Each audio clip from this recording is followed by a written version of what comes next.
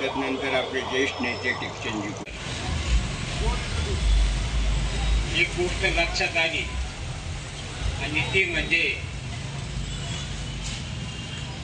नेता असा असावा लागतो का ज्याचं शासक उदाहरण या ठिकाणी देता येतील. साधारणपणे नगर मनमाड रस्ता सारखा जो रोड आहे का ज्याच्यावर हजारो वेळा आंदोलनं झाली. पत्रकार, प्रिंट मीडिया, इलेक्ट्रॉनिक मीडिया हे त्याचा पाठपुरावा करून थकले, तरीसुद्धा हा प्रश्न सुटायला तयार नाही. याचं कारण काय? याचं कारण एकच आहे, या प्रशासनावर आणि प्रसंगी केंद्रीय बांधकाम मंत्र्यावर सुद्धा वाढणी पाटील असते तर निश्चितच दबाव आला असता आणि होणारा विलंब हा झाला नसता. हे एक उदाहरण. आणि गेल्या काही काळापासून येवला रोड परिसरात वन खात्याकडे अनेक वेळा विनंती करूनही त्या बिबट्याचा बंदोबस्त होत नाही म्हणून प्रसंगी जनतेने आंदोलनही केलं. कालचंच उदाहरण, काल सकाळी एक 13-14 वर्षाची मुलगी, तिच्या घराजवळ त्या बिबट्याने झडप घालून तिची मान, छाती आणि पाठ तिला पूर्ण जखमी केलं आणि ती अत्यावस्थ आहे. त्या अशा घटना घडतात तर सामान्य जनता ती कोणाकडे बघणार? अशा वेळेस स्वर्गीय सूर्यभान पाटील वाढणे यांची आठवण झाल्याशिवाय राहत नाही. एका प्रसंगी तर रात्री 11-12 वाजता जनतेसाठी त्यांनी कलेक्टरला फोन केला. कलेक्टरचा जो कोणी PA म्हणा किंवा शिपाई असेल त्यांनी उत्तर दिलं का साहेब झोपलेत. त्यावेळेस अण्णा अतिशय संतापले आणि सांगितलं की तुम्ही जनतेचे सेवक आहे, हे उत्तर चालणार नाही. आणि दुसऱ्या दिवशी सकाळी कलेक्टर कोपरगावला हजर झाले. सांगण्याचं तात्पर्य हेच तर शासन आणि प्रशासनावर ज्यावेळेस नेत्याचा दबाव असतो त्यावेळेस जनताभिमुख राज्यकारभार होतो. अण्णा नसल्यामुळं ती खंत या ठिकाणी जरूर वाटते. यापेक्षा आधी कोणी काही बोलत नाही.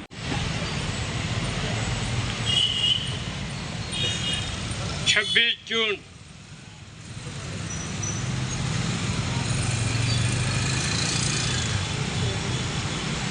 1975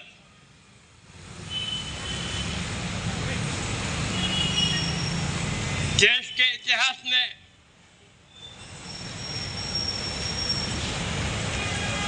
काले अक्षरों में लिखा जाएगा.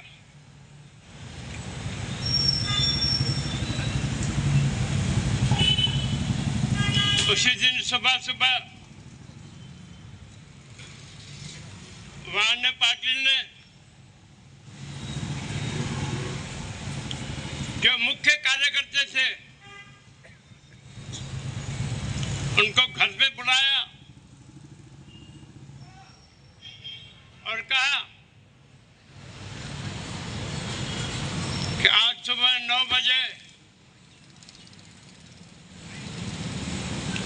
मैं शिवाजी पुतले के उधर भाषण करने वाला हूं. भाषण के दौरान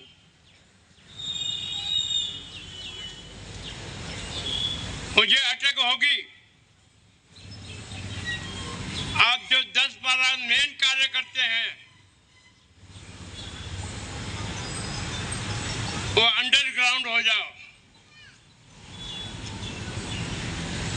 क्योंकि संपूर्ण देश भर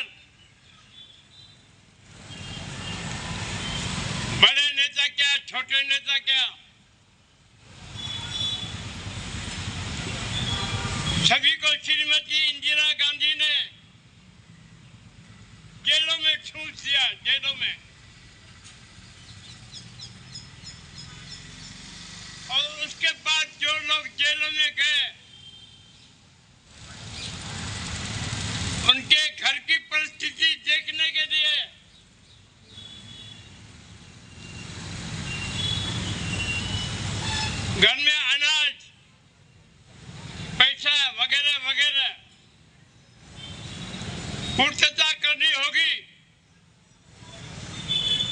इसलिए आप 10-12 लोग जो मेन कार्य करते हैं कोपरगांव शहर के, वो अंडरग्राउंड हो जाओ।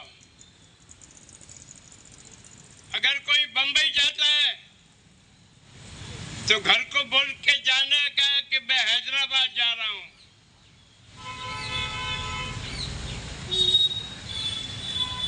अगर कोई नागपुर जाता है तो उसने घर को बोल के जाना कि मैं बंबई जा रहा हूं। क्योंकि कार्यकर्ताओं की पकड़ा पकड़ी संपूर्ण देश में चल रही थी। इसलिए रातों रात इस शहर के जो 10, 12, 15 कार्यकर्ता हम लोग थे,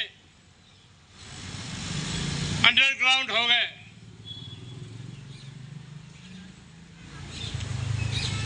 ऐसे मेरे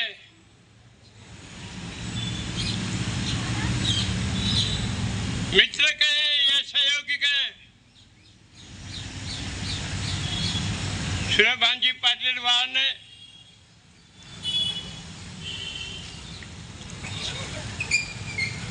आज शारीरिक दृष्टि से हमारे में नहीं रहे, मगर उनकी ट्रेनिंग, उनका आदर्श, जिनके आदर्शों को लेकर हम लोग चले हैं,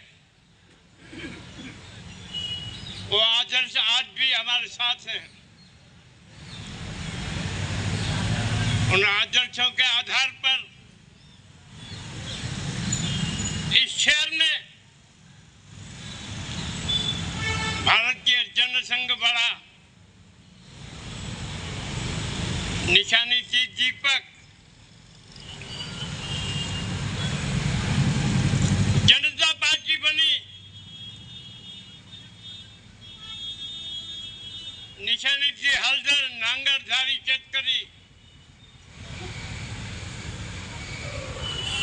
भारतीय जनता पार्टी बनी। निशानी है कमल।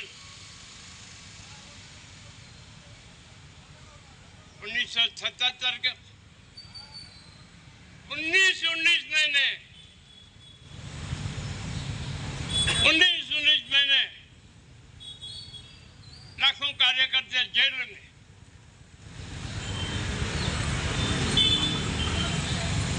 किनकी क्या दुर्दशा हुई है उनके घरों की, मैं जानता हूं, मैंने देखा है। 1980 में भारतीय जनता पार्टी बनी।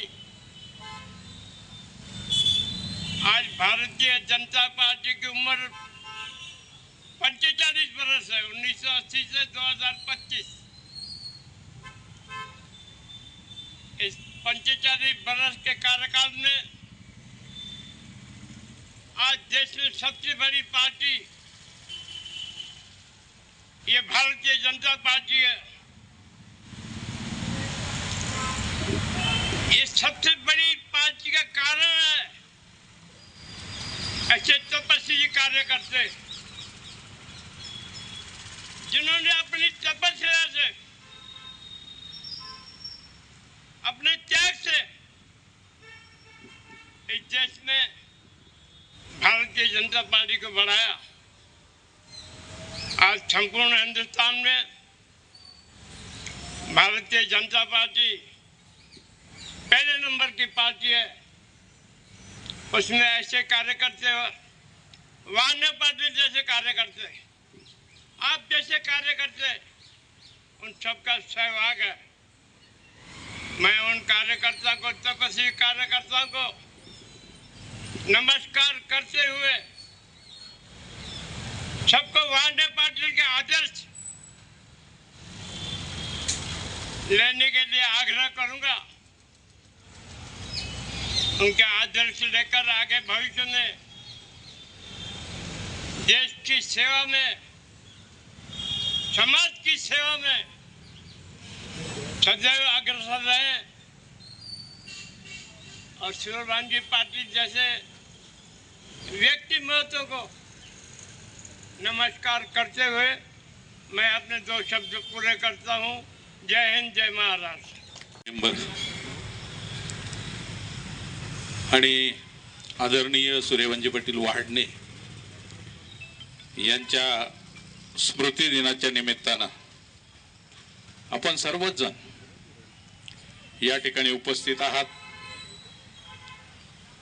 आजचा जो कार्यक्रम आहे हा वहाडणे पाटलाच्या कुटुंबाचा कार्यक्रम नाही, तर तो परिवाराचा कार्यक्रम आहे आणि आपण सर्वच जण त्या परिवाराचे सदस्य आहोत आणि या ठिकाणी प्रत्येकाला मनोगत व्यक्त करायची संधी आहे आणि आपल्या सर्वांना आदरणीय सूर्यवंशी पाटील वहाडणे फार जवळून पाहायला मिळालेले आहे। प्रत्येकाकडे वेगवेगळ्या स्वरूपाचा त्यांचा अनुभव आहे आणि प्रत्येकाकडे असलेल्या अनुभवामधून प्रत्येकाला आलेली जी समजा एक आपण ज्याला म्हणतो का अनुभूती, आणि अशी अनुभूती ज्या वेळेला प्रत्येक जण जर सांगायला लागत आणि ती सांगत असताना प्रत्येकाचे अनुभव जर एखाद्या पुस्तकामध्ये नोंदणी करण्याची वेळ आली तर निश्चितच गिनीज बुकामध्ये आपल्या सर्वांच्या अनुभवाची नोंद होईल, अशा प्रकारची एक पुस्तिका तयार होईल। आणि खऱ्या अर्थानं वहाडणे पाटलांकडे जर पाहिलं, वहाडणे एक विचार होते, वहाडणे एक आदर्श होते, वहाडणे एक प्रकाश होते। नवे नवे आजचं असलेलं जे आधार कार्ड आहे अशा स्वरूपाचे दीन दुबळ्यांचे वहाडणे हे एक आधार होते आणि म्हणून वहाडणे पाटलांबद्दल जेवढं आपल्याला समजा जेवढं बोलावं तेवढं अपुरं ठरेल आणि अशा व्यक्ती स्वरूपाचं गुण गौरव या ठिकाणी वर्णन करण्यासाठी खऱ्या अर्थानं मी या ठिकाणी रामदास अण्णांना धन्यवाद देतो की त्यांनी हा कार्यक्रम घडून आणला आणि आमच्यासारख्या छोट्या मोठ्या कार्यकर्त्याला कमीत कमी अण्णांचे विचार मांडण्यापर्यंतची संधी या ठिकाणी उपलब्ध झाली। अण्णांच्या बद्दलचे विचार मांडत असताना आता टेकचंदजी खोबनी यांनी विचार मांडले, पाटील सरांनी मांडले, अजूनही आपण सर्वजण मांडणार आहात, परंतु खऱ्या अर्थानं या ठिकाणी वहाडणे पाटील कोणत्याही कार्यकर्त्याला त्यांच्या घरी गेल्यानंतर अगदी आदबीनं सन्मानानं त्या ठिकाणी बसायचे, बोलायचे आणि काय चाललं, कसं चाललं, पाऊस बरा आहे का। आणि आम्ही टेल भागातल्या असल्यामुळं मैल नंबर 48-56 कॅनलचं काय पाणी टेल पर्यंत गेलं का, हा पहिला विषय असायचा। म्हणजे त्यावेळेला पाऊस विचारणं, पाणी विचारणं, परिस्थिती विचारणं आणि त्याच्यावरून कार्यकर्त्यांचं कुटुंबाची जी परिस्थिती आहे ती समजून घेणं, ही एक प्रकारची आत्मीयता त्यांच्यामध्ये होती। मी फक्त एक उदाहरण सांगतो, 72 ते 78 हा दुष्काळाचा पिरियड होता। अशा दुष्काळी परिस्थितीमध्ये अण्णा त्यावेळेला रोजगार हमीच्या कमिटीवरती होते आणि अशा रोजगार हमीच्या कमिटीवरती असताना आप्पेगावला खाणीचं काम चालू होतं आणि ते खाणीचं काम चालू असताना मजूर बिचारे खडे फोडायचे आणि खडी फोडून त्या ठिकाणी सुकडीचं वाटप व्हायचं, लोकांचा उदरनिर्वाह चालवला जायचा। आणि असंच एकदा चन्नूदासजी आम्ही होतो, ते म्हणे आपल्याला बघायचंय खाणीचं काम, समजा त्या ठिकाणी जे मोजमाप झालं ते चुकीच्या पद्धतीनं दिल्या गेलं आणि लोकांना ज्या प्रमाणामध्ये ते पेमेंट मिळायला पाहिजे होतं ते मिळालं नाही आणि म्हणून अण्णांनी त्या ठिकाणी पाहणी करायचं ठरवलं। अण्णा येणार, तिकडून दुष्काळाच्या परिस्थितीची पाहणी होऊन आल्यानंतर कुठंतरी जेवणाचा प्रोग्राम करायचा म्हणून बा समजा गोधेगावला ते आमच्याकडे जेवणासाठी थांबले। आमचे वडील आणि अण्णा पुणतांब्याला मंदिरामध्ये त्यांची गाठभेट व्हायची। आमचे वडील आजारपणामध्ये पुणतांब्याला दत्त मंदिरात होते आणि त्या ठिकाणची अण्णांची ओळख होती। म्हणजे आमच्या परिवाराचा तसं जर पाहिलं तर संघ, जनसंघ आणि भाजप इथपर्यंतचा प्रवास आहे। या प्रवासामध्ये वडिलांना वाटलं अण्णा आपल्याकडे येत आहे आणि आपण बऱ्यापैकीचं काहीतरी जेवण त्यांना देऊ, त्यांच्याबरोबरही मोठे माणसं कोणीतरी असणार, अधिकारी असणार आणि म्हणून जेवण ठेवलं, शिरा, कोरडे, भजे, पुरी। आम्ही त्या खाणीवरती भेट देऊन आल्यानंतर तिथल्या मोजमापाचा सगळा विषय, तिथला सगळा भ्रष्टाचार अण्णांच्या समजा लक्षात आल्यानंतर पुन्हा घरी आलो, जेवायला बसलो आणि पंगत बसली, शिरापुरी सगळे जेवणाचे ताटं पुढे आले आणि अण्णांनी ताटाकडे पाहिलं. अण्णांनी हाक मारून घेतली आणि विचारलं, म्हणे हे काय? म्हणलं काय नाही अण्णा, जेवण आहे. आपण कुठून आलो? तो दुष्काळी परिस्थितीची पाहणी करून आलो, एका खाणीवरती भेट देऊन आलो. आणि मग जिथं सर्वसामान्य माणसाला रोजीरोटीचा प्रश्न असेल, त्याला सुकडी सुद्धा वेळेवर मिळत नसेल आणि आपण मात्र इथं शिरापुरी खाणार असेल, कोरडे भजे खाणार असेल, तर आपण जनतेच्या सुखदुःखात सहभागी आहोत का? आणि म्हणून अण्णांनी ते जेवण घेतलं नाही. मला आपल्या घरची रोजची जी भाजी भाकरी असेल ती द्या म्हणे. भाजी भाकरी आता सगळे पाहुणे येणार म्हणून कुटुंबात भाजी भाकरी सुद्धा केली नाही. अक्षरशः छिन्नूदाजी आहे, आम्ही कामावरती आलेल्या ज्या बाया होत्या, कामाला मजूर, त्या मजुराची बाजरीची भाकरी आणली, ती भाकरी अण्णांना दिली आणि त्याच्याबरोबर दही होतं, ते दही, साखर आणि चटणी, अशा पद्धतीचं जेवण अण्णांनी घेतलं. परंतु त्या शिरापुरीला स्पर्श केला नाही. आणि मग पुन्हा हे असं जेवण झाल्यानंतर पुन्हा त्यांनी सांगितलं की या जेवणामध्ये जी चव आहे ती तुमच्या जेवणामध्ये नाही. आणि म्हणून कार्यकर्त्यांनी कुठेही समजा आपण गेलो तर कमीत कमी कार्यकर्त्याच्या सुखदुःखामध्ये आपण सहभागी झालं पाहिजे. आपल्याकडं कार्यकर्त्याच्या सुखदुःखाशिवाय, त्याच्या घरी असलेला आनंद उत्सव, दुःखाचा उत्सव, याच्याशिवाय आपल्याकडं दुसरी कुठली पर्वणी नाही. आणि समोर जे कोणी कार्यकर्त्यांना देतील ते आपण देऊ शकत नाही, पण आपण या गोष्टीतून प्रेम मात्र कार्यकर्त्याला देऊ शकतो, सहानुभूती मात्र कार्यकर्त्याला देऊ शकतो. आणि अशाच सहानुभूतीतून तयार झालेले आपण सर्वजण असंख्य कार्यकर्ते आहात. आपण सर्वच जण या ठिकाणी अण्णांच्या या स्मृतीच्या कार्यक्रमासाठी उपस्थित राहिलात. खऱ्या अर्थानं या ठिकाणी म्हणजे आपण ज्याला म्हणतो बीज बोया कोय, बीज बोया कोय और खाया कोई और. आंब्याचं झाड एक लावल्यानंतर त्याची कोय एकच असते. बीज बोया कोय म्हणजे कोय, या आंब्याच्या बियाला कोय म्हणतात. आणि त्याच आंब्याला असंख्य स्वरूपाचे आंबे आल्यानंतर खाये और कोई, कोईचं अनेक वचनी कोई. आणि म्हणून अण्णांनी एक झाड लावलं आणि त्या झाडाच्या रोपानं आपण सर्वच जण या ठिकाणी, पुढच्या बीजाच्या रोपानं आपण या ठिकाणी उपस्थित आहोत. आणि म्हणून या ठिकाणी आपल्या सर्वांच्या वतीनं अण्णाच्या स्मृतीला अभिवादन करतो. अण्णांनी जे जे आदर्श आपल्याला दिलेत त्या आदर्शाचं आपण भविष्यात समजा अशाच स्वरूपाचं पालन करावं, अशा स्वरूपाची या ठिकाणी एक विनंती आपल्याला करतो. आणि आपल्या सर्वांच्या वतीनं पुनश्च एक वार स्मृती दिनाच्या निमित्तानं विनम्र अभिवादन करून माझे 2 शब्द संपवतो. जय हिंद, जय भारत. किरकोळ माणसं आहे आम्ही. एका गावात 2-2 घरं असणारे सुद्धा झुकले नाही. हे अण्णांचं बाळ कडू आमच्या अंगी लागलेलं. थोडक्यात सांगायचं म्हणजे कधी लाचार झाला नाही, कुणी झुकला नाही, थांबला नाही. अशा पद्धतीचा आम्हाला बाळ कडू पाडणारी आमची आई, या आईचं मी किती आभार मानू हेच मला कळत नाही. एवढं बोलून निघाले. साहेबांनी सांगितलं, गणपत मामांनी सांगितलं, वाल्मिकरावांनी सांगितलं, वस्तुस्थिती खरी आहे. गेल्या 40-45 वर्ष पार्टीचं, पक्षाचं आणि आदरणीय वाढण्यांचं काम करण्यामध्ये गेलं. आणि 500 पेजी नोटबुक जरी लिहिलं तरी ते अपुरं पडेल. असे यांचे अनंत उपकार. अनेक प्रचलित घराण्यामध्ये जन्म घेतलेले आदरणीय अण्णा. मी ह्या पक्षात माझ्या उजव्या हाताला माझे गुरु आहे रामदास अण्णा.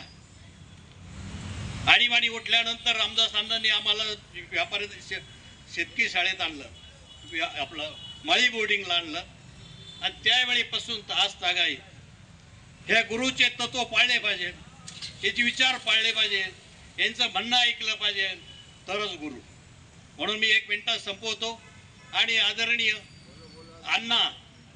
अण्णांनी गणपत मामाने सांगितल्याप्रमाणे तर यांनी आमच्यावर आईवानी प्रेम केलं,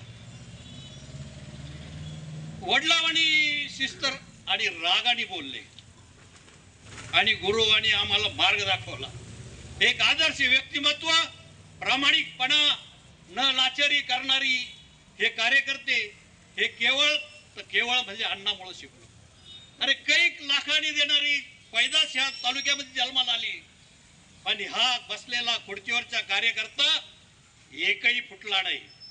आजही अनेक भरडले, अनेक आले, पण एक आदर्श घेतलेला हा भारतीय जनता पार्टीचा पक्ष, अण्णांनी शिकवलेले तत्वज्ञान, विचार, आचार, प्रामाणिकपणा, आणि जसे पाचीला जसं सटी बाजीला जसं 4 काड्या लावल्या जातात ताटाच्या, आणि गंध आईचं दूध उकळून त्याचा गंध करून ती सटी टाकती, जसं सटीनं टाकला तसा आदरणीयने आमच्या जवळ खंडोबाच्या मंदिरामध्ये पुलतांब्याला मंदिराची सांगता असताना अक्का साक्षीदार आहे.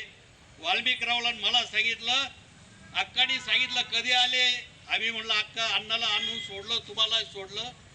अण्णांनी सांगितलं या जन्मात काय, पण 7 जन्मात हे टोपी सुद्धा बदलणार आहे, काही चढू खरं आहे का नाही. हा शब्द खंडोबाच्या देवळातला, तेव्हा आम्ही पक्ष सोडणार कसा? 7 जन्म आमचा होईल का नाही सांगता येणार नाही, पण ह्या जन्मात मरेपर्यंत भाजप भाजप भाजप आणि आदरणीय अण्णा हा राहील. संयोजक माननीय अण्णांनी मला 1 मिनिटाची परवानगी दिली, पण त्याच्या आत माझं भाषण संपवतो काय की मला आता पुढचं बोलता येणार नाही. जय हिंद. खैरे, जमलेले सर्व भारतीय जनता पार्टीचे कार्यकर्ते मित्रांनो, 1980 पासून मी भारतीय जनता पार्टीचा सदस्य. अटल बिहारी वाजपेयी ज्यावेळेस अध्यक्ष होते आणि त्या काळात अण्णाबरोबर आम्ही राहिलो. आत्ता कार्यकर्ते बोलले, अण्णांनी या गोरगरीब जनतेसाठी 19 वर्ष जेल भोगले. आमचे व्याई साकूरचे हैदर पटेल अटलजी अण्णा 19 वर्ष जेलमध्ये होते या गोरगरीब जनतेसाठी. ज्यावेळेस जेलमध्ये होते आम्ही घरी आलो, कुणी विचार अरे काय चाललंय, वहाडे पाटलांच्या चिरंजीवचं काय चाललंय, ताईंचं काय, कुणी विचारायला तयार नाही.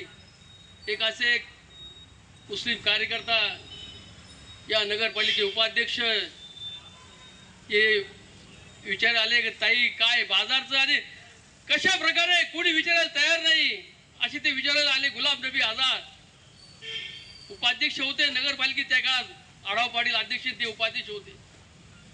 अशा या समाजाला घेऊन चालणारे की ज्या हा जो महाराष्ट्र आहे ना, शिवाजी महाराजांचा महाराष्ट्र आहे, की ज्या शिवाजी महाराजांचे 862 अग्रक्षक मुस्लिम होते, त्या सर्व समाजाला घेऊन चालणारे असे आमचे अण्णा. त्यांना अभिवादन जो कार्यक्रम आहे, बोलायचं फार असतं. ते मोटरसायकलवर राहायचे, आम्ही सायकलीवर राहायचो त्या कोपरगाव परिसरात. आणि त्या गोरगरिबी जनतेसाठी त्यांनी त्याग केला. मार्केट कमिटीमध्ये सर्व्हिस केली, सर्व्हिस सोडून दिली.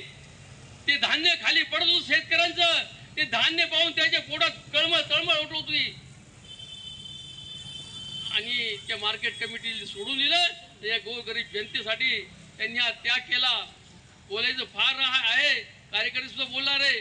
मित्रांनो, सांगायचं एवढं आहे, डोळ्यातून येणारं पाणी कुणीतरी पाहणारं असावं, डोळ्यातून येणारं पाणी कुणीतरी पाहणारं असावं, मनातून येणाऱ्या आठवणी कुणीतरी समजणारं असावं, हृदयातून येणारी गोष्ट कुणीतरी जाणणारं असावं.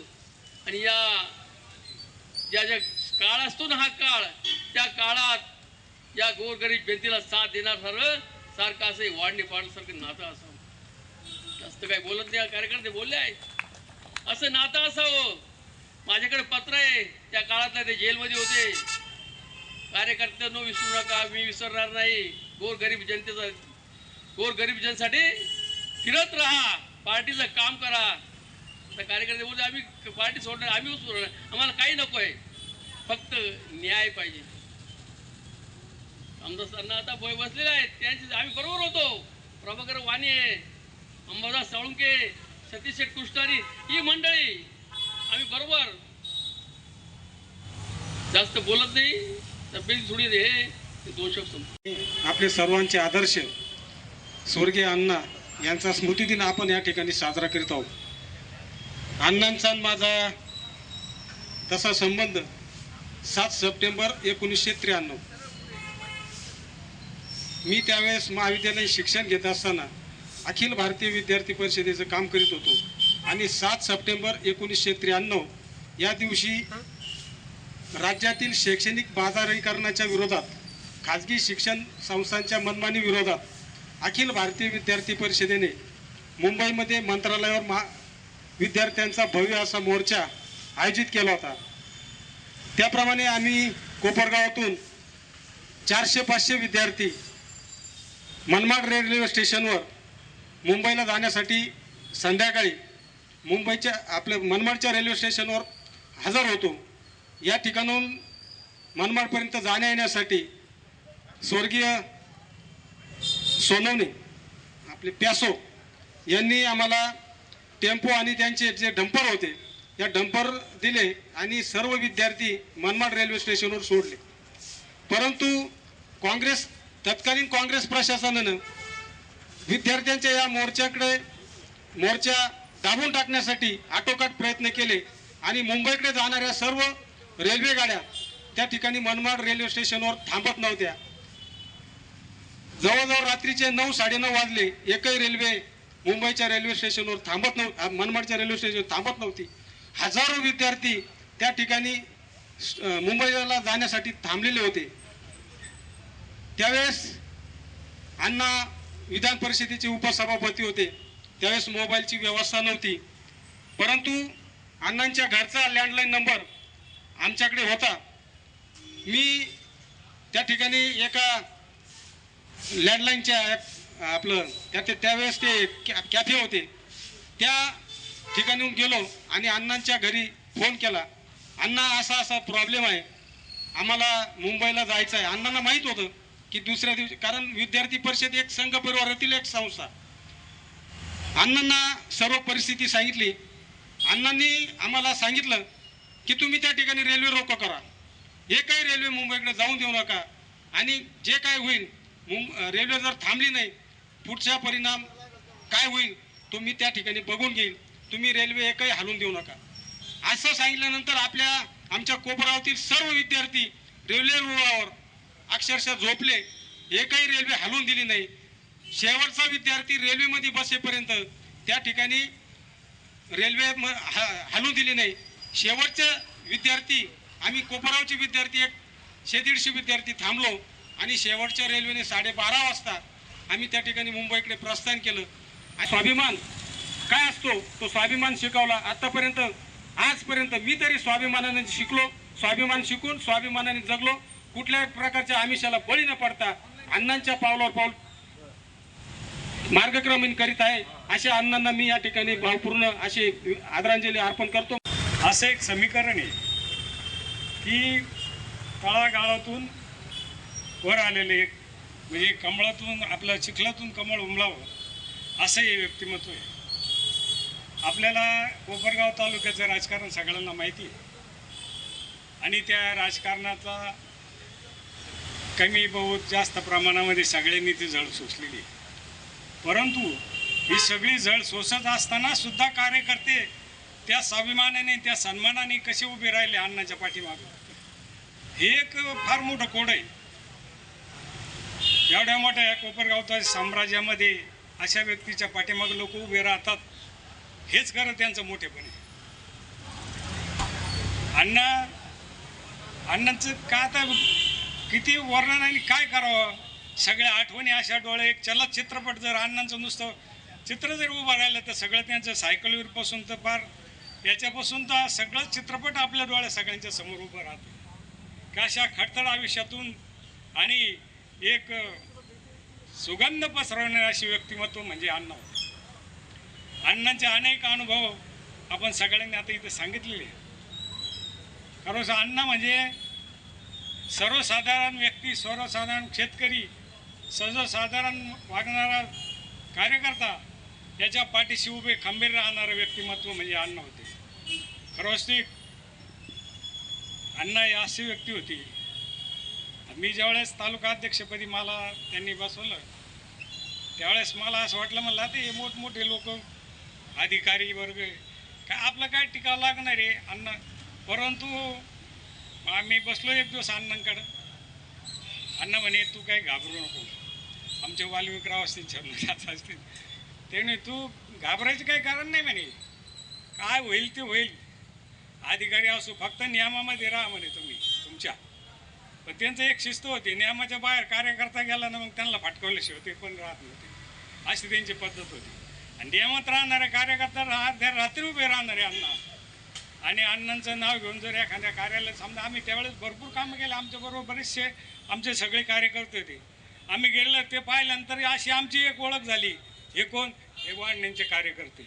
आणि कुठलंही काम असो ते पहिलं त्यांचं बाकीचे सगळे कामं सोडून आणि आमचे कागदपत्र देऊन आम्हाला पहिले काढून द्यायचे की यांच्यामुळं आपलं नको नुकसान व्हायला. म्हणजे त्यांची काय सेटिंग असायची अधिकाऱ्यांची ती बुडायची यांची, म्हणून आम्हाला पहिले छूट काढून द्यायची. एवढी मोठी पॉवर त्या माणसामध्ये होती. आणि असे व्यक्तिमत्व होणं सर्वसाधारण गोष्ट नाही आहे. खरंच ती अण्णा हे शेतकऱ्यांकरता झटणारे अतिशय या तालुक्यात नाही या महाराष्ट्रामध्ये अण्णांचं नाव लौकिक आहे. आणि फार दिल्लीपर्यंत झेंडा फडकावणारे अण्णा म्हणजे हे कशाचं जोरावर होतं.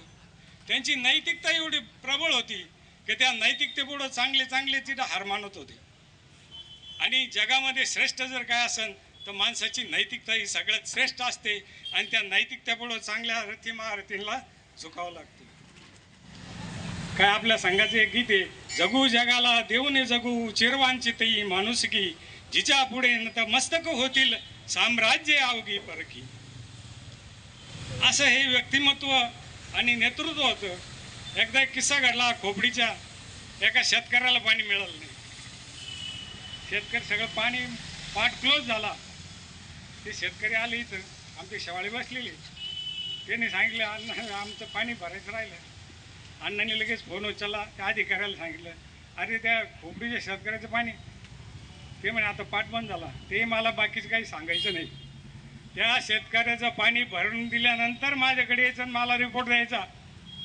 बंद झालेला पाट त्या पाटकऱ्याने चालू केला आणि शेतकऱ्याचं भरणं काढून दिलं. असे अन्न होते. खरं असते आता फार मोठी मध्ये येईल पण आमच्या परीने ते योग्यच आहे. जसं रामाचं नाव टाकल्यावर दगड तरंगली आणि तो पूल तयार झाला, तसं आम्ही कार्यकर्ते अण्णांचं नाव आणि अण्णांचे कार्यकर्ते म्हणल्यावर आमचं कुठलंही काम कमी पडत नव्हतं आणि ते होतच होतं. अशी अण्णांच्या नावामध्ये एक ताकद होती. अशा अण्णांना मी माझ्या वतीने आणि माझ्या कुटुंबाच्या वतीने एक भावपूर्ण आदरांजली अर्पण करतो. इथंच थांबतो. जय श्रीराम. अण्णांना मानणारे बरेच जण इथं हजर आहेत. मी पण देखील मला काही माहीत नव्हतं, परंतु नेहमीप्रमाणे फुलं आणण्यासाठी इथं आलो आणि इथलं वातावरण बघितलं, अण्णांचा फोटो बघितला. अरे म्हटलं आज अण्णांची जयंती, म्हटलं मी आलोच पाहिजे ना, पुण्यतिथी. कारण अण्णा मुळात राजकारणी नव्हते हो. अण्णा खरंच राजकारणी नव्हते. अण्णांचं काम आपण सगळ्यांनी बघितलं. अण्णा जर राजकारणी असतं ना, आज विजयराव एखाद्या कारखान्याचे चेअरमन असते. परंतु ते मुळात राजकारण त्यांनी कधी डोक्यात ठेवलं नाही. आणि जी सर्वसामान्य जी लोक त्यांना भारून त्यांच्या जवळ जे आले, आज ते माझ्या समोर आहे. आनंद वाटतो खरोखर. आज ते जुने दिवस आठवले. काही गोष्टी, बऱ्याच गोष्टी आम्ही बरोबर संघर्ष केला. 40-45 वर्ष आम्ही संघर्ष केले. डोके फुटलेले आमच्या अक्षरशः. बरोबर काम करीत असताना आपण सर्वांनी काय भोगलं हे सगळं माहीत आहे.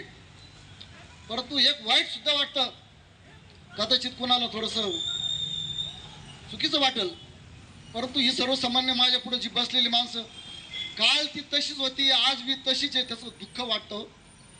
सत्ता आहेत. आज खरोखर सांगतो, अण्णांची गरज होती. अण्णा जेव्हा पायी फिरायला निघत ना सकाळी मॉर्निंग वॉकला, तेव्हा अण्णाकडे काठी असायची. जशी आमचे मित्र संजय परदेशी त्यांच्याकडे अशी काठी असायची अण्णा. ते जर आज अण्णा असते ना, त्यांच्याकडची ती काठी असते ना, या जे कोणी आहे ना आज जबाबदार लोक, त्यांच्या नक्की टार्गेट टाकले असते अण्णांनी. कारण परिस्थिती काय माहिती आहे का, आज सर्वसामान्य त्यांच्या खांद्याला खांदा देऊन काम करणारा माणूस जसाची तसाच राहिला. सत्ता केंद्रापासून तर राज्यापर्यंत आहे. मी रोज टीव्हीला बघतो, आज यांनी या काँग्रेसवाल्यांनी प्रवेश केला, त्या राष्ट्रवादीने केला, अमक्याने केला, तमक्याने केला. असं मला त्या विषयावर बोलायचं नाही, असू द्या. परंतु जो सर्वसामान्य कार्यकर्ता आहे त्याला काही भेटलं नाही हो. त्याचा प्रपंच चालवण्यासाठी तो समर्थ आहे. परंतु 40-45 वर्ष काम करत असताना त्या गावामध्ये त्याला लोक विचारतात, अरे सत्ता तुमची आहे. काही कोणी एखादं छोटं मोठं महामंडळ, काही कोणी त्याला भेटायला पाहिजे होतं. ते दुःख आम्हाला वाटतं, तुम्हाला वाटतं, पण काही लोक बोलू शकतात, म्हणजे माझ्यासारखा बोलू शकतो, तुम्ही बोलू शकत नाही. ठीक आहे, असो. अण्णांचं काम प्रचंड काम होतं, सायकलपासून तर जावा मोटरसायकल. आणि आमच्या गावामध्ये आता यांनी सांगितलं की भीमराव लोकने, अण्णासाहेब लोकने, दोनच माणसं बिचारी, आणि शेवटपर्यंत साथ दिली. आणि अजून एक डॅनी म्हणस त्याला, सुभाष ढोर. परंतु अण्णाचा रुबाब, अण्णाची ताकद कुठं त्यांनी, जर मी सांगतो ना, खरोखर राजकारणी नव्हते. त्यांनी पक्ष वाढायचं असतं तर वाढवलं असतं ना, परंतु नाही. अशा पद्धतीने तुम्ही सर्व एकत्र आलात, आनंद वाटला. असेच एकत्र राहा. ठीक आहे, असो. परमेश्वरांनी सगळ्यांना टीच भर दिलेलं आहे, ते कसं भरायचं तुम्हाला माहिती आहे, मला माहिती आहे. पुन्हा एकदा त्यांच्या आज पुण्यतिथी निमित्त त्यांना विनम्र अभिवादन करतो. थोडंसं लांबलेलं माझं भाषण संपवतो. जय हिंद, जय महाराष्ट्र. दिन आहे, त्यानिमित्ताने आपण सगळे एकत्र जमलेलो आहोत. अण्णांचा, आमचा, माझ्यासारख्या लहान कार्यकर्त्यांचा त्यांचा संपर्क हा जो आलेला आहे तो केवळ संघामुळे आला. आणि अण्णांनी सांगितलेलं होतं की माणसाने स्वयंस्फूर्त असावं, कोणी कोणाच्यावर जबाबदारी टाकून मोकळं होऊ नये. मला एक छोटासा अनुभव असा आहे की मुंबईहून मी पंचवटी एक्सप्रेसनी कोपरगावला येत होतो. माझ्याबरोबर अण्णा त्या गाडीमध्ये होते. मनमाडला आम्ही उतरलो आणि उतरल्यावर सरळ एस टीमध्ये अण्णा बसले, त्यांच्या मागे मी पण होतो. इथं स्टँडवर उतरलो आणि साहजिकच जे आपल्यापेक्षा वयस्कर आहे, अण्णा आपले सर्वांना आदरणीय आहे, त्यांची बॅग मी म्हटलं अण्णा माझ्याकडे द्या, मी तुम्हाला घरी सोडून देतो. अजिबात नाही म्हणे, माझी बॅग माझ्याच हातात राहील, तू तुझं जा घरी म्हणे. अतिशय साधं आणि सज्जनपणाचं लक्षण आणि नीतिमत्तेचं लक्षण अण्णांनी आपल्या छोट्या छोट्या उदाहरणातनं आपल्या सर्वांसमोर ठेवलेलं आहे. संघाचे अनेक कार्यक्रम असो. आम्ही एकदा संघाचा कार्यक्रम होता इथे, त्यावेळेस दंगल पेटली होती. दंगल पेटल्यावर आम्हाला साहजिकच वाटलं की अशा या अस्थिर वातावरणामध्ये संघाचा उपक्रम करणं चुकीचं होईल, म्हणून आम्ही कार्यक्रम रद्द केला.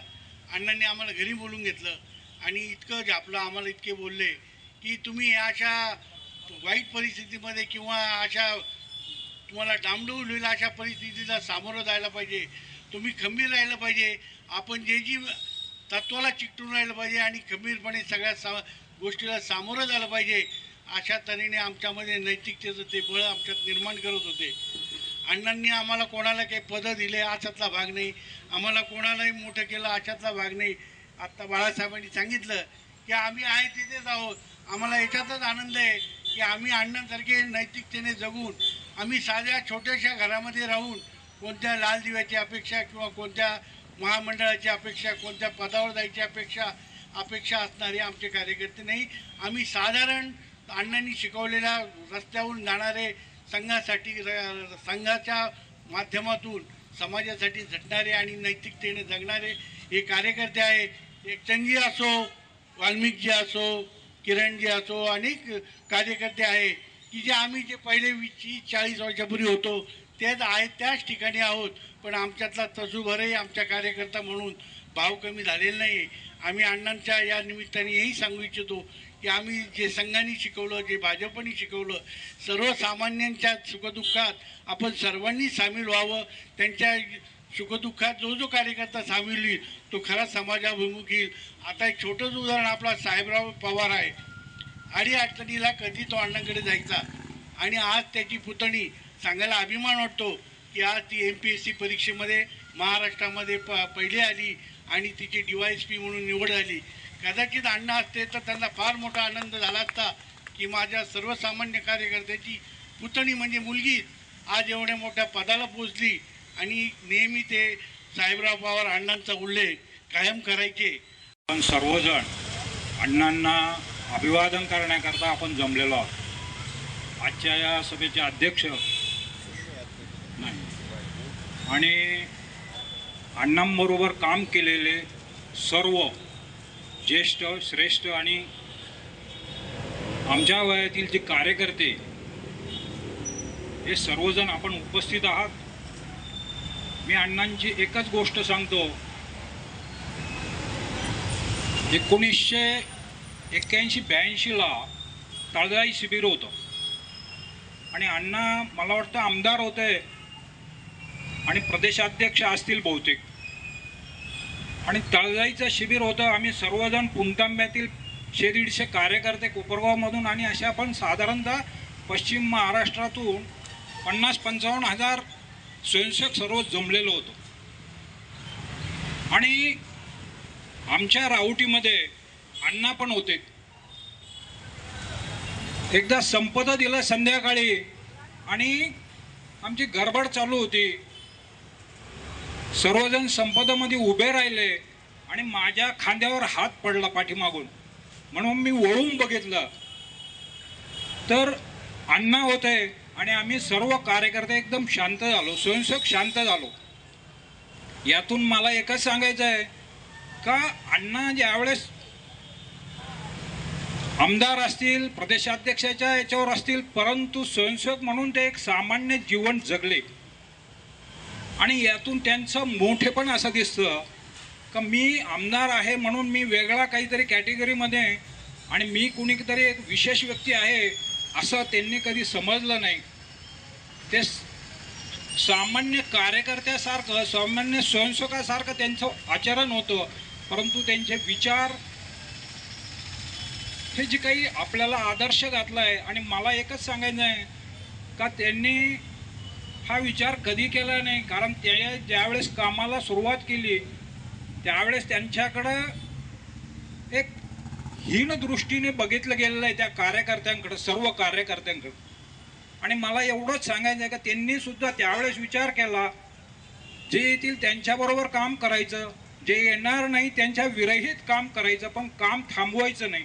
आणि माझं म्हणणं आपल्या सर्व कार्यकर्त्यांना, स्वयंसेवकांना सांगणं आहे आपल्याबरोबर कोण आहे नाही आहे, परंतु आपल्याबरोबर जो विचार आहे हा सर्वश्रेष्ठ आहे आणि आपण त्या विचाराने सर्वांनी काम करावं अशी त्यांची जी शिकवण आहे ही आपण अंगीकारावी आणि त्यांना ही आपली खरी आदरांजली, अभिवादन ठरेल असं मी समजतो आणि थांबतो. जय हिंद, जय महाराष्ट्र. अण्णांबरोबरचे सगळे सहकारी बघितल्यानंतर आज खरंच अण्णांची तीव्रतेने आठवण झाली. आणि आज अण्णाच तुमच्या रूपाने आमच्या बरोबर आहेत असं जे मनाला जी जाणीव होती ती खरंच मला आज इतक्या वर्षानंतर जाणवली.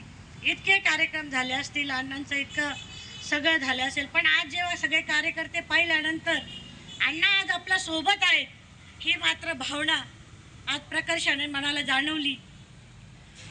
जन्म असाला भावा, देहाचा चंदन भावा, गंध संपला तरी सुगंध दरवळत राहावा, असं हे आपल्या अण्णांचं जीवन. अण्णांना जाऊन आज 17 वर्ष पूर्ण झाली. 18व्या वर्षामध्ये 18 वर्ष लागले अण्णांना. मागं वळून बघितलं तर असं लक्षात येतं की ज्या कष्टाने, ज्या सातत्याने, ज्या जिद्दीने जनसंघ ते भाजप हा प्रवास अण्णांनी अतिशय संघर्षमय पद्धतीने केला. तो करत असताना त्यांनी अनेक कार्यकर्ते उभे केले, त्यांना जीवननिष्ठा दिल्या, त्यांना जीवनमूल्य दिली, शिस्त दिली, संस्कार दिले. आणि हे सगळं करत असताना आपलं कार्य आणि आपल्या संस्काराच्या माध्यमातून समाजसेवा करत असताना कुटुंबाच्या, घराचा कधी विचार केला नाही. घरावर तुळशी पत्र ठेवलं, कुटुंबाची होळी केली, पण समाजसेवा त्यांनी कधी सोडली नाही. आणि आज हे जे कार्यकर्ते दिसत आहेत ते त्याचं फलित. आज अण्णांच्या बरोबरीने ज्यांनी खांद्याला खांदा लावून काम केलं ते कार्यकर्ते त्याही वेळेस तसेच होते आणि आजही तसेच आहेत. हे बघताना खरंच मनाला कधी कधी समाधानही वाटतं आणि वाईटही वाटतं की आपण त्यांच्यासाठी अण्णांनंतर सुद्धा काही करू शकू का, हा विचार थोडासा मनात येतो.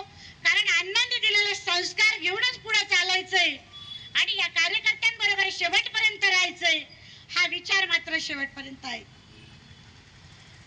अण्णांचं आठवण करताना तुम्हाला एकच आठवण सांगते मी, खूप असंख्य आठवणी. अण्णांच्या शेवटच्या आजारपणाचा तर पूर्ण काळ माझा त्यांच्या बरोबर गेला. त्यावेळेस अण्णा काय ते खूप जवळून मला बघता आलं, खूप जवळून बघितलं मी अण्णांना, कसं माणसं कशी मोठी असतात. ज्यावेळेस अण्णा घरात असले की नेहमी छिद्र असलेलं बनियान घालायचे. मी एक दिवशी अक्कांना म्हटलं, अक्का आता आपले ते वाईट दिवस गेले ना, अण्णा चांगलं बनियान का नाही घालत, ते एवढं असलेलं. मी अक्कांना म्हटले, ते अण्णा आतून ऐकत होते. अण्णाने मला जवळ बोलवलं आणि मला 1975ची आणीबाणीची घटना सांगितली की ज्यावेळेस मी आणीबाणीमध्ये जेलमध्ये होतो, माझे कार्यकर्ते मी जेलमध्ये होतो, त्यावेळेस कुटुंबाला खायला लाल ज्वारी सुद्धा लोक लपून छपून आणून देत होते. ती परिस्थिती आपण विसरली नाही पाहिजे उमा. आणि आजही माझ्या डोक्यात तो विषय आहे आणि मी ते कधी विसरणार नाही असं अण्णाने मला सांगितलं. आणि त्या क्षणी त्या माणसाचा मोठेपणा, माणूस किती मोठा असावं, किती निष्ठावान असावं, कसं जीवन जगावं, हे मात्र अण्णांनी त्या क्षणी आम्हाला शिकवलं. दुसरी घटना अशी घडली की अण्णांचं खूप सगळी सेवा करत असताना मला नेहमी एक गोष्ट जाणवायची की अण्णा असं कधी खूप तोंड भरून असं खूप कौतुक करत नाही. त्यांचा तो स्वभाव नव्हता. चांगला असेल तर ते चांगलं म्हणायचे, पण मला, मी वयाने लहान असल्यामुळे मला थोडंसं जाणवायची गोष्ट की अण्णा आपल्या पाठीवर कधीच थाप मारत नाही. अण्णाने आपल्याला म्हणावं, एखादी मी त्यांच्या तेवढ्या शब्दाला फक्त केली होती, पण अण्णा आपल्याला कधीच म्हणत नाही असं चांगलं काय असेल बरं, असं मला विचार वेळोवेळी मनात यायचा. आणि ज्यावेळेस अण्णांचं निधन झालं, ज्यावेळेस अण्णा गेले आणि आमच्या कुटुंबाने अण्णांचे काही कागदपत्र पाहण्यासाठी त्यांचं ते कपाट उघडलं, त्या कपाटामध्ये एक पत्र लिहिलेलं होतं. त्या पत्रामध्ये माझ्यासाठी अतिशय चांगलं अण्णांनी लिहिलेलं आहे. कधीतरी तुम्हाला ते पत्र मी वाचायला दाखवील. आयुष्यात जेव्हा कधी कधी असं निगेटिव्ह प्रसंग येतात, कधी कधी लोक वेगळं काहीतरी बोलतात, त्यावेळेस जेव्हा मी अण्णांचं हे पत्र वाचते त्यावेळेस मला निश्चित मार्ग दिसतो आणि मला त्यावरून अण्णा माझ्यासाठी किती चांगला विचार करत होते, माझ्यासाठी त्यांच्या किती चांगल्या भावना होत्या, हे त्यावेळेस मी ते पत्र वाचल्यावर मला लक्षात आलं. आणि त्या क्षणी अण्णांबद्दलचा उरला पण मनामध्ये काय थोडंसं होतं ते पण माझं निघून गेलं त्या क्षणी. अशा या अण्णांनी फक्त कुटुंबाला नाही हे केलं, संपूर्ण समाजाला, समाजातले दलित, गरीब, वंचित, शोषित अख्खा समाज अण्णांनी जवळ केला. आज महाराष्ट्राच्या कुठल्याही कोपऱ्यात गेलं तर वाळके पाटलांची सुनबाई एवढं जरी सांगितलं तर जो मान सन्मान मिळतो, जो आदर मिळतो, केवळ त्यांनी जगलेल्या जीवन पद्धतीमुळे तो मिळतो आणि तो लाखो रुपये देऊन पण आपण मिळवू शकत नाही. असा आदर सत्कार अण्णांमुळे आम्हाला मिळतो. अशा या अण्णांना मी आपला परिवार आहे, मी काय वाईट परिवार म्हणणारच नाही, कारण सगळं आपला एकच परिवार आहे. आपल्या सगळ्यांतर्फे भावपूर्ण श्रद्धांजली अर्पण करते. आणि खैरे काका, आपले सर्व कार्यकर्ते, त्यांनी आज अतिशय चांगला आणि वेगळा असा कार्यक्रम घडून आणला. सगळे कार्यकर्ते परत भेटले, कारण हा आनंद मोठा आहे.